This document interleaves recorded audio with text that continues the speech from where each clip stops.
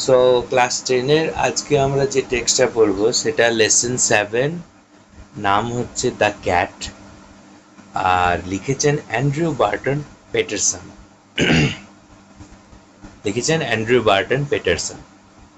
এবার Andrew Barton Paterson নিয়ে এখানে যদি কিছু বলা আছে তো দেখবো, উপরে একটু বিবলিওগ্রাফি দেওয়া আছে, সেটা খুবই শর্ট। বলা হয়েছে Andrew Barton Paterson was an Australian poet.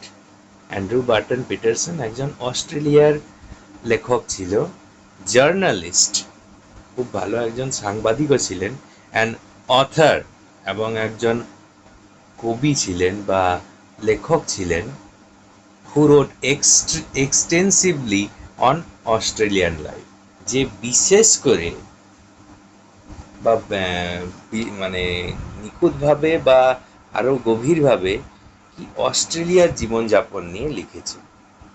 His notable works, তার বিখ্যাত লেখনীগুলো ইনক্লুড, যার মধ্যে পড়ে কি পড়ে না, world waltzing Matilda and the man from Snowy River, এই দুটো তার লেখা বইয়ের নাম। ঠিক আছে, এবার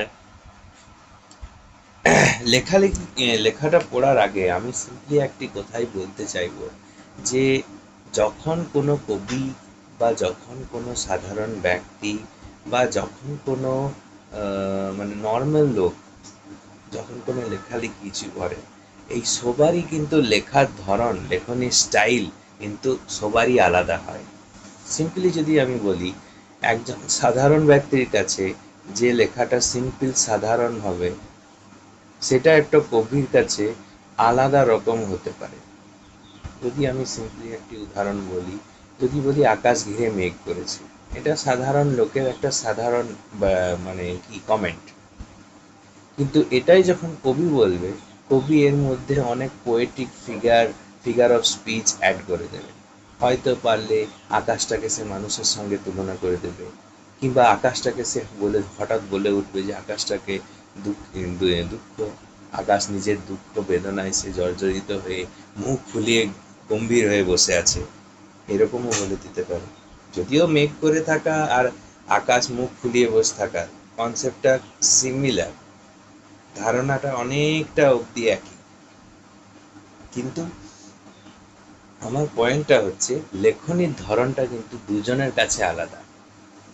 তো আমরা এখানে কি দেখব না, আমরা এখানে বিশেষত দেখব যে একজন জার্নালিস্ট, অর্থাৎ একজন যে সাংবাদিক, যিনি সংবাদপত্রে নিয়মিত লেখালেখি দেন, তার লেখার ধরন সাধারণ মানুষের থেকে ঠিক কতখানি আলাদা, আর কী রকমভাবে তিনি লিখেন, কেমনই তার লেখার ছন্দ, কেমনই তার লেখার ভঙ্গি, সেটা আমরা এখানে নোটিস করব। ঠিক আছে,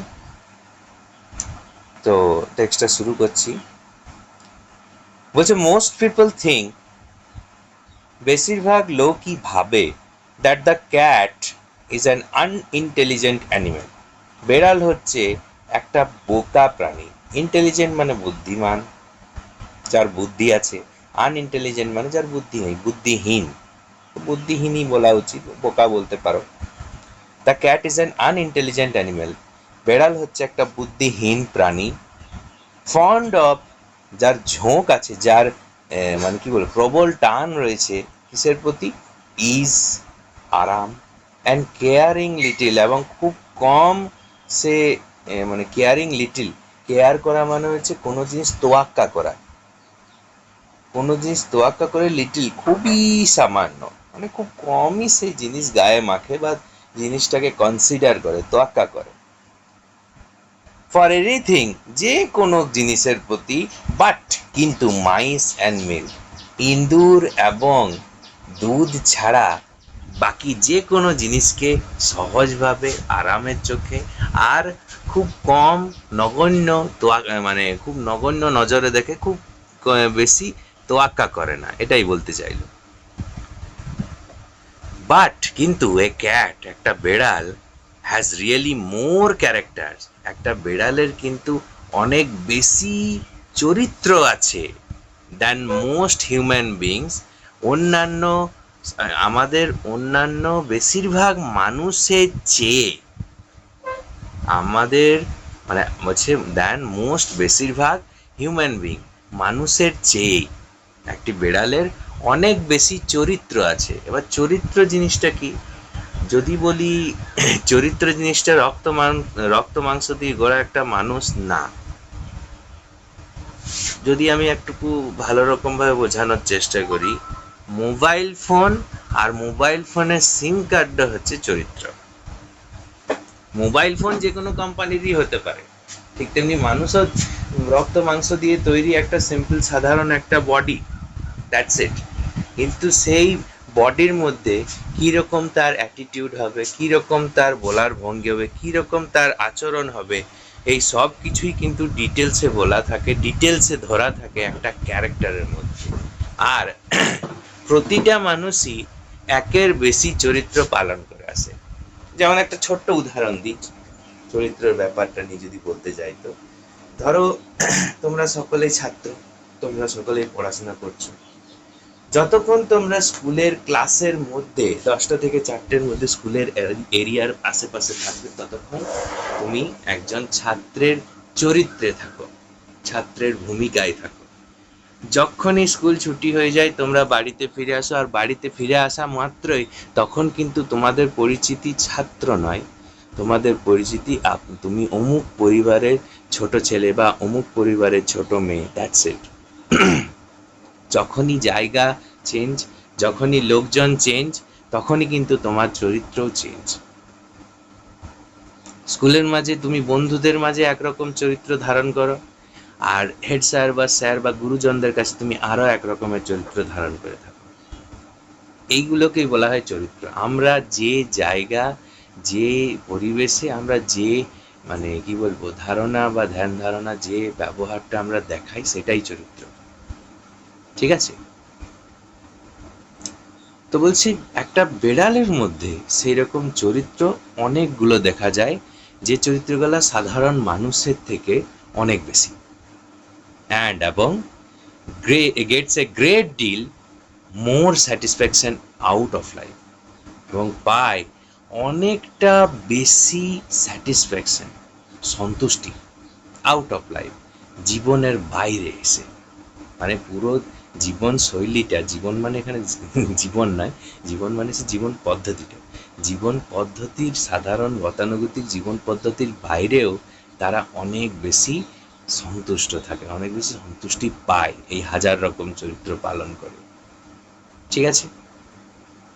বলছে হি অর শি, এখানে বেড়ালের কথা বলছে, বেড়ালটা মেয়েও হতে পারে বা ছেলে হতে পারে, সেই জন্য যে বললো হি অর শি, সে অথবা সে ইজ অ্যান অ্যাথলিট, সে একজন খেলোয়াড়, অ্যান অ্যাক্রোব্যাট, অ্যাক্রোব্যাট যে যার শরীর খুব নমনীয়, খুব বেশি ফ্লেক্সিবল, যে অ্যান্ড এ গ্রেইম ফাইটার, এবং একজন ভয়ঙ্কর সাহসী যোদ্ধা।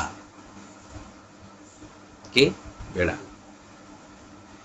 অল ডে লং, পুরো দিন ধরে, the cat loops about the house, বাড়ির এদিক ওদিকে লাফিয়ে বেড়ায়। টেক্স থিংস ইজি, জিনিসগুলো খুবই সহজ সরলভাবে নেয়, আরাম প্রিয়ভাবে নেয়। অ্যান্ড অ্যালাউ হিমসেলফ, এবং নিজেকে উন্মুক্ত করে দেয়, টু বি পেস্টার্ড, লক্ষ্য রাখার জন্য, by the attention of the people, সেই লোকজনের নজরে, লোকজনের অ্যাটেনশন, নজরে থাকার জন্য, ইন দ্য হাউস, বাড়ির মধ্যে।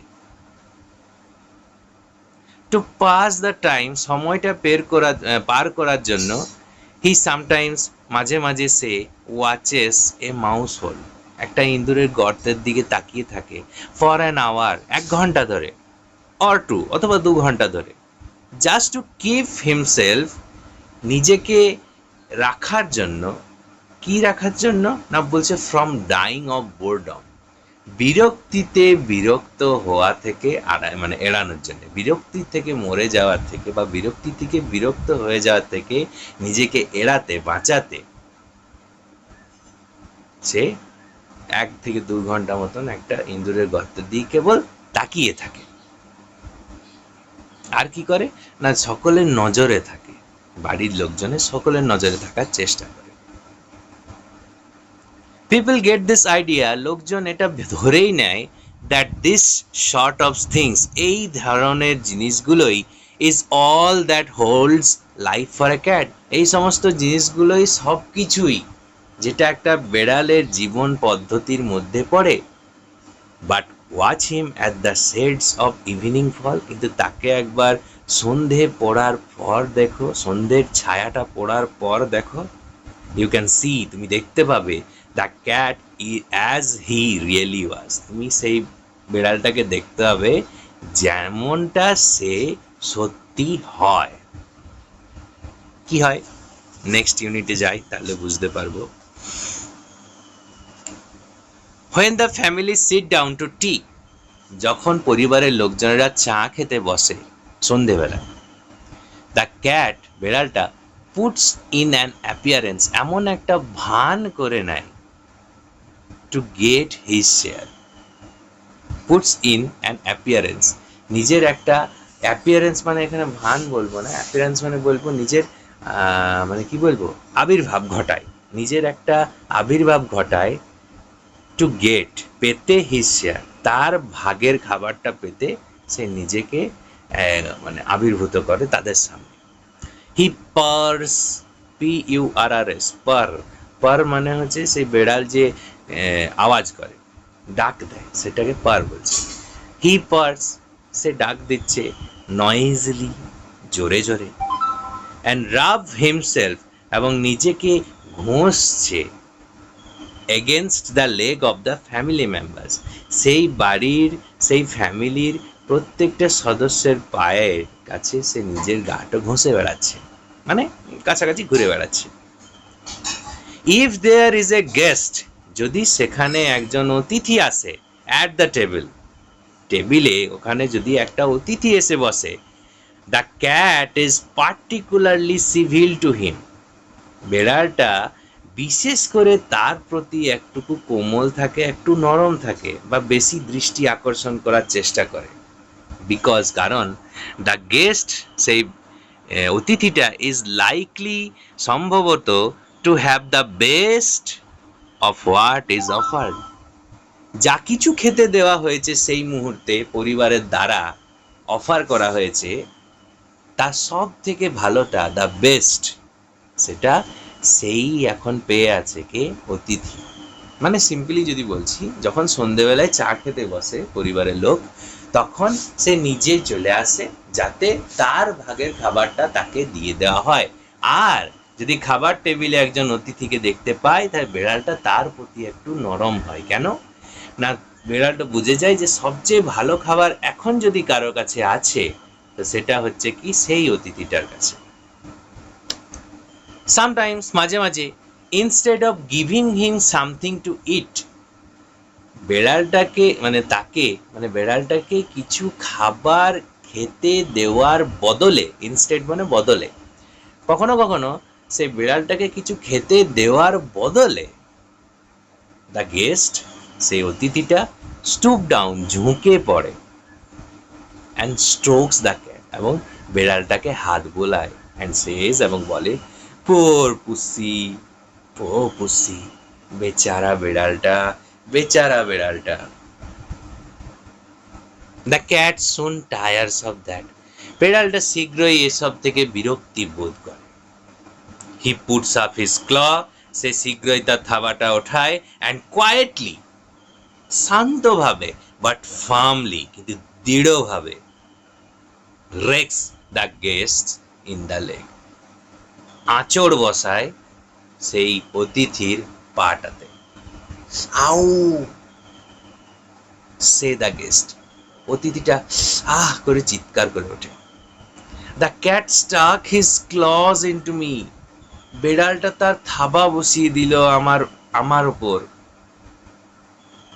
দ্য ডিলাইটেড ফ্যামিলি রিমার্ক, সেই আনন্দে ভরা পরিবারের লোকজনগুলো মন্তব্য করলো, isn't it sweet of him, কি মিষ্টি না ব্যাপারটা, ইজন্ট ইট সুইট, এটা কত মিষ্টি না, অফ হিম, তার, ইজন্ট হি ইন্টেলিজেন্ট, সে কত বুদ্ধিমান, দেখো সে বুদ্ধিমান, সে কতটা বুদ্ধিমান। হি ওয়ান্টস ইউ সে চায় তুমি বা সে চায় তোমাকে to give him something to eat, তুমি তুমি নিজে তাকে কিছু খেতে দাও।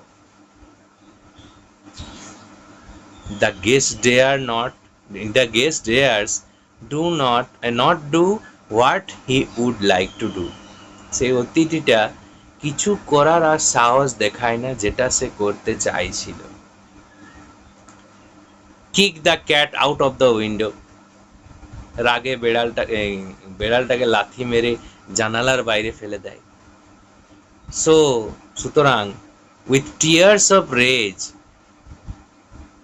অ্যান্ড পেন, কষ্ট এবং রাগের অশ্রুধারা চোখে নিয়ে, ইন হিজ আইজ, চোখে রাগ আর কষ্টের অশ্রুধারা নিয়ে, he affects to be very much amuse, say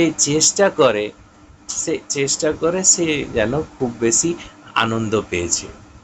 and shorts out a bit of fish from his plate, তার প্লেট থেকে কয়েক টুকরো মাছ সে বের করে, অ্যান্ড হ্যান্ড ইট ডাউন, এবং এটা নিচে নামিয়ে দেয়। দ্য ক্যাট জিঞ্জারলি রিসিভ ইট, বিড়ালটা মানে সম্মানের সঙ্গে এটাকে গ্রহণ করে। উইথ এ লুক, একটা চাহনি দেখিয়ে বা একটা এমন দৃষ্টি দেখিয়ে, ইন হিজ আইজ, তার চোখে, দ্যাট সেজ, যেটা বলছে, অ্যানাদার টাইম, পরের বার, মাই ফ্রেন্ড, এই যে পরের বার, you won't be so slow to understand, তুমি এতটা ধীর হইও না ব্যাপারটা বুঝতে। হি পার্স, সে ডাক দেয়, অ্যাজ হি রিটায়ার্স, যখন সে বেরিয়ে যায়, টু এ সেফ ডিস্টেন্স, একটা নিরাপদ দূরত্বে চলে যায়, ফ্রম দ্য গেস্ট বুট, গেস্টের জুতোর থেকে, বিফোর ইটিং হিজ ফুড, তার খাবারটা খাওয়ার পর।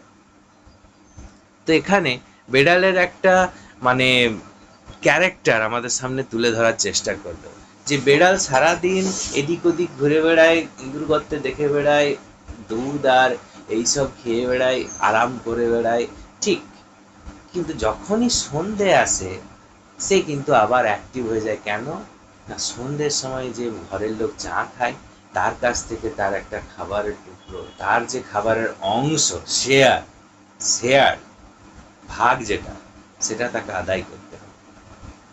এমনটা নয় যে সে যাবে তাকে অফার করাবে, না, ও নিজেকে পরিবারেরই একজন মনে করে নিচ্ছে এবং ধরেই নিচ্ছে যে তাকে তার খাবারের ভাগেরটা দেওয়া হবেই। যাই হোক, এবার সেখানে গিয়ে যদি কখনো কখনো দেখতে পায় যে বাড়িতে অতিথি এসেছে, তখন এই বাড়ির বাকি লোকজনকে ছেড়ে সেই অতিথিকে গিয়ে ধরে। কেন না, বেড়াল বুঝতে পারে যে সবচেয়ে ভালো খাবার এখন যদি কারোর কাছে আছে, সেটা অতিথির কাছে। এবার কোনো কোনো সময় অতিথি হয় কি, বেড়ালটাকে পছন্দ করে, বেড়ালকে হাত বুলাতে শুরু করে, কিন্তু এই আদর যত্ন থেকে বেড়াল খুব তাড়াতাড়ি মানে কি বলবো, বিরক্ত হয়ে যায়। আর যখন বিরক্ত হয়ে যায় তখন সেই লোকটার পায়ে থাবা বসিয়ে দেয়, আর থাবা বসা মাত্রই সেই যন্ত্রণায় চিৎকার করে ওঠে এবং বুট দিয়ে সেই বিড়ালটাকে লাথ মেরে কখনো কখনো হয়তো বেরও করে দেয়। আঁচড় কাটার পর হয়তো ফ্যামিলির কাছে কমপ্লেন করে যে দেখুন আপনার বেড়াল আমাকে নুচে দিয়ে চলে গেল বা আঁচড় কেটে চলে গেল। তখন ফ্যামিলির লোকজন বলছে দেখো কত ভালো, কত কিউট, সে কত চালাক, সে কত বুদ্ধিমান, সে চাইছে তুমি ওকে এক টুকরা খাবার দিয়ে দাও তাহলে চলে যাবে। আর এমনভাবে দৃষ্টি চাহনি দেখায়, সরি, খাবারটা দেওয়ার সময় সে খাবারটা যখন সংগ্রহ নয়, গ্রহণ করে সম্মানের সঙ্গে, তখন এমনভাবে বিড়ালটা তার দিকে তাকায় যেন যে বলতে চেষ্টা করছে যে পরের বার থেকে যেন তোমার লেট না হয়, আমার ভাগের খাবার আমার আসার আগেই আমার দিকে তুমি ছুঁড়ে রেখে দেবে, আমি খেয়ে নিচ্ছি। তো এটা বেড়ালের একদিকটা দেখানো হলো, যেখানেও একদম কি কি বলা যায়, বেশ মানে নিয়ম শৃঙ্খলার মধ্যে থাকা একটি গুণ এখানে আমরা দেখতে পেলাম। সারাটা দিন ঘুরে বেড়াবে কিন্তু সন্ধ্যেবেলার সময় সে চা খাওয়ার সময় ঠিক উপস্থিত থাকবে। কেন না, তাকে তার ভাগটা আদায় করে নিতে হবে। ইটস কাইন্ড অফ জাতে মাতাল তালে ঠিক, isn't it? Okay, let's move on to the next unit. পরের ইউনিট কি বলছে? When the family has finished tea, যখন পরিবারের লোক চা খাওয়া শেষ করলো and gather round the fire, সবাই আগুন শালার কাছে জড়ো হলো, the cat casually goes out of the room. বেড়ালটা নর্মালি স্বাভাবিকই ভাবেই বাড়ির বাইরে চলে যায়। ট্রু লাইফ, আসল জীবন পদ্ধতিটা, আসল জীবনটা নাও বিগিন ফর হিম, তার জন্য শুরু হয়ে যায়। হি সন্টার্স ডাউন হিজ ওন ব্যাকইয়ার্ড। সন্টার্স, সন্টার্স ওয়ার্ডটার মানে একবার দেখে নেব, এক second. Walk in slow relaxed manner, মানে সে আস্তে আস্তে ভদ্রভাবে ডাউন বেরিয়ে যায় হিজ ওন ব্যাকইয়ার্ড, তার নিজের পেছনের দিকে বারান্দায়। Spring to the top of the fence, বেড়াটার ওপরে ঝাঁপিয়ে চাপে। ড্রপ লাইটলি ডাউন, আস্তে করে নেমে পড়ে টু দ্য আদার সাইড, অপর প্রান্তে। হি ট্রটস অ্যাক্রস, সে পা টিপে টিপে এগিয়ে যায়, পার করে রাস্তাটা। And skip to the roof of an empty shed, একটা খালি ছাদের, মানে শেড মানে হচ্ছে ছায়া, খালি একটা চালা, তার ওপর যে ছাদ সেখানে চেপে পড়ে। হিজ মুভমেন্ট বিকাম লিথ, তার আচরণগুলো, তার নড়াচড়াটা আস্তে আস্তে লিথ, মানে খুবই হিম শীতল, আর মানে কি বলবো, লিথ মানে বলা যায় যেটা খুবই ভয়ঙ্কর, আর প্রেসাইজ, খুবই নিখুঁত, মানে তার আচরণ, তার নড়াচড়াটা এখন খুবই নিখুঁত হয়ে গেছে। অ্যান্ড প্যান্থার লাইক, ঠিক যেমন কি বলবো, প্যান্থার মানে তোমার যে চিতাবাঘ হয় তাদের মতো। হি লুক কিনলি ফ্রম সাইড টু সাইড, সে আগ্রহের সঙ্গে বা ভালোভাবে দুটো দিক দেখে নিল। অ্যান্ড মুভ নয়েজলেসলি, এবং আওয়াজ না করে সে চুপচাপ চলে গেল। ফর, কারণ he has so many enemies, তার এখানে প্রচুর এনিমি আছে। এনিমি মানে শত্রু। কি এনিমি? ডগস, কুকুর আছে, অ্যান্ড স্মল বয়েজ, ছোট ছোট ছেলে মেয়েরা আছে, উইথ স্টোন, যারা পাথর নিয়ে রেডি থাকে। On top of the shed, সেই চালার ওপরে, দ্য ক্যাট, বেড়ালটা, আর্চেস হিজ ব্যাক, তার পিঠটাকে আড়ামুড়ি দেয়, মেকিয়ে দেয়, ধনুকের মতো মেকিয়ে দেয়। অ্যান্ড রেক্স হিজ ক্ল, এবং তার থাবাগুলো মেলে দেয়। ওয়ান্স, একবার, অর টুয়াইস, দুবার, through the soft bark of the old roof, সেই পুরাতন ছাদের নরম যে গাছের ছাল, সেই অংশটাতে এক দুবার আঁচড়ও কেটে নেয়। হি স্ট্রেচ হিমসেলফ, সে নিজেকে আড়ামোড়া দেয়, মানে গা মুড়ে নেয়। এ ফিউ টাইমস, কয়েকবার। টু সি, এটা দেখতে, if every muscle is in full working order, তার প্রত্যেকটা মাসেল, প্রত্যেকটা মাংসপেশি যেন সম্পূর্ণরূপে সক্রিয় অবস্থায় থাকে। দেন, তারপর, drooping his head nearly to his paws, তার মাথাটাকে প্রায় পায়ের কাছে ঝুঁকিয়ে নিয়ে এসে, হি সেন্ড অ্যাক্রস, সে ডাকে, সে ডাক দেয় বা হাঁক ছাড়ে, এ কল, একটা ডাক, টু হিজ কাইন্ড রেড, তার সম প্রজাতিদের উদ্দেশ্যে, তার নিজের প্রজাতিদের উদ্দেশ্যে একটা ডাক ছাড়ে। বিফোর লং, বেশি দেরি হওয়ার আগেই, দে কাম, তারা ফিরে আসে। গ্লাইডিং, মানে টলতে টলতে, গ্রেসফুল, ভদ্রতার সঙ্গে বা মানে আরাম করে, শ্যাডোজ, ছায়াগুলো। উফ, এক second please. Gliding graceful shadows, মানে টলতে টলতে আসা বা প্রসারিত হয়ে আসা, গ্রেসফুল, আরাম প্রিয় সেই শ্যাডোজগুলো, ছায়াগুলো, মানে তারা আর কি চলে এসেছে। No longer are they the meek creatures, তারা আর সেই তুচ্ছ প্রাণী আর নেই। তারা আর সেই তুচ্ছ প্রাণীটা নেই। হু, যারা অ্যান আওয়ার এগো, 1 ঘন্টা আগে, ওয়ের মিউইং, মেউ মেউ করে ডাক দিচ্ছিল ফর ফিশ অ্যান্ড মিল্ক, মাছ এবং দুধের জন্য, দে আর নাও, তারা এখন গ্রিম ফাইটার্স, ভয়ঙ্কর যোদ্ধা, সাহসী যোদ্ধা। কি বলতে চাইলো না, এখানে বেড়ালের আরেকটা দিকের কথা বললো, যে বেড়াল সারাদিন তো নর্মালি নিজের জীবনযাপন কাটায়, চা খাওয়ার সময় তার একটা আলাদা চরিত্র দেখা যায়, কিন্তু বেড়াল যখন একা থাকে, নিজের পরিচিত এলাকায় সে যখন একা থাকে, তখন সে কিন্তু নিজের বন্ধুদের কাছে সে একটা আলাদা রকমের চরিত্র, আলাদা ক্যারেক্টার প্লে করে, যেখানে তার প্রত্যেকটা এলাকা জানা, প্রত্যেকটি জায়গায় সে সাবধানে চলে, আর প্রত্যেকটি জিনিস যেন তার নখদর্পণের সামনে, এই রকম অ্যাটিটিউড। সেই জন্য বলছি তাদেরকে এখন আর মিক ক্রিয়েচার বলা যায় না, আর সরল সাধারণ মানে চরিত্র বলা যায় না, প্রাণী বলা যায় না, তারা এখন গ্রিম ফাইটার্স, ভয়ঙ্কর যোদ্ধা। এবার লাস্ট দুটো পেরাতে আমাদের কথক লেখক যিনি, সে একটা কমেন্ট পাস করেছে, পড়ি সেই কমেন্টটা কি। জাস্ট থিঙ্ক, একবার ভাবো, how much more he gets out of his life, কতটা বেশি সে পায় আনন্দ, এখানে আনন্দের কথা বলছে, কতটা বেশি সে আনন্দ পায়, কতটা বেশি পরিমাণ, সরি মাই মিস্টেক, কতটা বেশি পরিমাণে সে বেরিয়ে আসতে পারে অফ হিজ লাইফ, তার নিজের জীবনটার থেকে, জীবন পদ্ধতিটার থেকে, লাইফস্টাইলটার থেকে, than you do out of yours, তুমি নিজেরটার থেকে বেরোতে করো।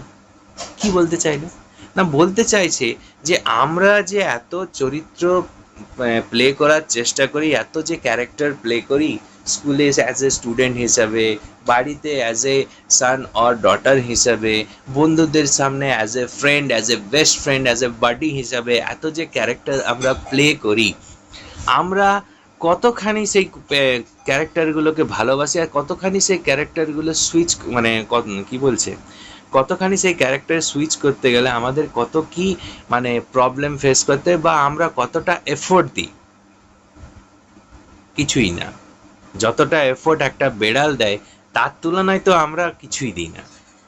স্বাভাবিকভাবে আমরা যদি বন্ধুদের কাছে থাকি, যতটা মানে নিজেকে ফ্রি মনে করব, যতটা সহজে মিশে যাওয়ার চেষ্টা করব, বেড়ালরা কিন্তু তার থেকেও বেশি পরিমাণে খাটে, তার থেকেও বেশি এফোর্ট দেয়। সেটাই সে এই লাইনটা দিয়ে বলতে চাইছে, ঠিক আছে। And the sports they have too, এবং তাদেরও এক নিজের রকমের খেলা আছে।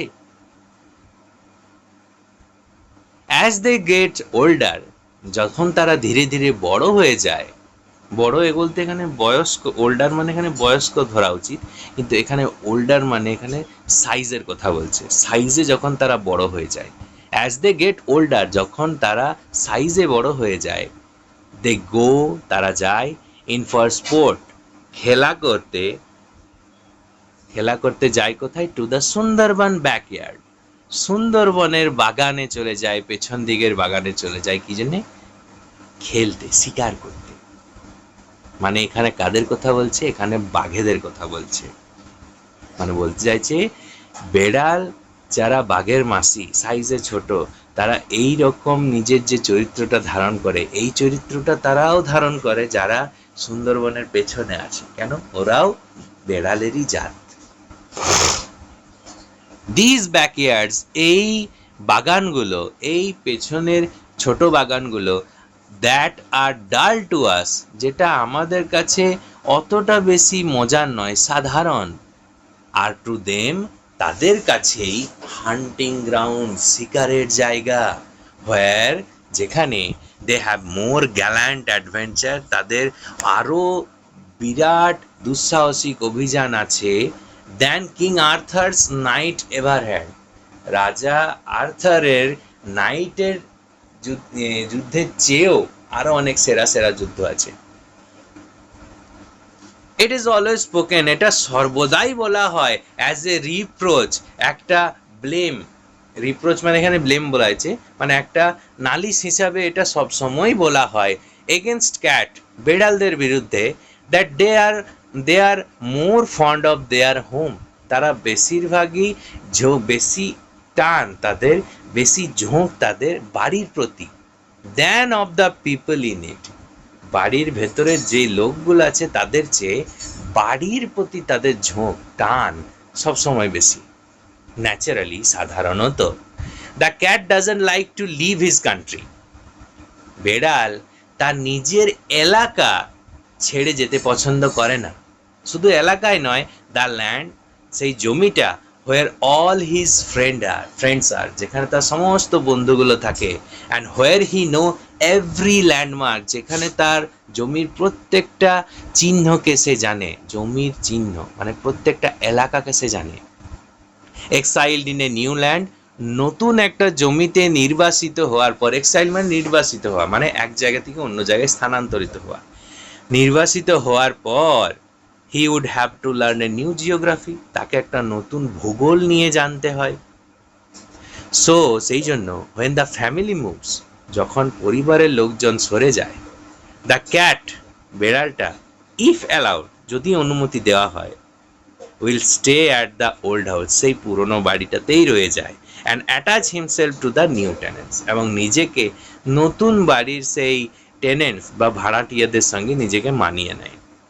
হি will give them the privilege, সে নিজেকে সেই প্রিভিলেজ, সে তাদেরকে সেই সুযোগ সুবিধাটা দেয়, প্রিভিলেজটা দেয়, অফ বোর্ডিং হিম, তাকে ধারণ করার, তাকে থাকতে দেওয়ার, হোয়াইল, যতক্ষণে he enjoys life in his own way, সে তার নিজের জীবনটাকে নিজের মতো করে পালন করে। সো বেসিক্যালি এখানে আমরা কি জানলাম, এখানে যে হেডিং আমাদের বলা হয়েছিল দ্য ক্যাট, সম্ভবত এখানে বিড়ালের সম্পর্কেই আমরা জানলাম, কিন্তু নর্মালি আমরা বিড়াল নিয়ে যা জানি তার থেকে একটুকু ডিফারেন্ট, স্লাইটলি ডিফারেন্ট ভাবে জানলাম, কারণ এই কবিতা, এই গল্পটার লেখক হচ্ছেন যিনি, তিনি একজন জার্নালিস্ট। একজন জার্নালিস্টের লেখার ধরন আমরা কিরকম হয় সেটা কিন্তু পুরো টেক্সটের থ্রু আমরা জানলাম, which is they are very clear and very, মানে কি বলবো, এক্সপেরিমেন্টাল, আর তারা প্রত্যেকটা মাইনিউট থেকে মাইনিউট ডিটেলসও আমাদের সামনে কিন্তু তুলে ধরার চেষ্টা করেছে, যেমন হয় আর কি স্বাভাবিক। একটা বেড়াল সাধারণত দুধ পছন্দ করে, একটা বেড়াল সাধারণত ইঁদুর পছন্দ করে, একটা বেড়াল সাধারণত নিজের ইজি লাইফস্টাইলটা পালন করে, এটা আমরা সবাই জানি।